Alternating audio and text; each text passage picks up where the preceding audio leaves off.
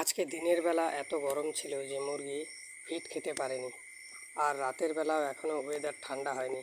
রাত্রি এখন বাজে 10টা, মুরগি ফিট খেতে পারছে না এত গরমে।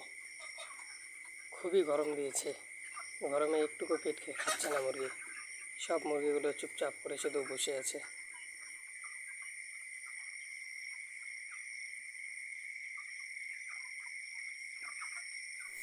আপনারা হয়তো সকলেই জানেন যে আমি পোলট্রি ফার্ম সংক্রান্ত সমস্ত ধরনের ভিডিও আপলোড করে থাকি। তাই আপনারা সবাই আমার এই ফেসবুক পেজটি ফলো করে রাখবেন। আর যারা ইউটিউব থেকে দেখছেন তারা সকলে ইউটিউব পেজটি সাবস্ক্রাইব করে রাখবেন।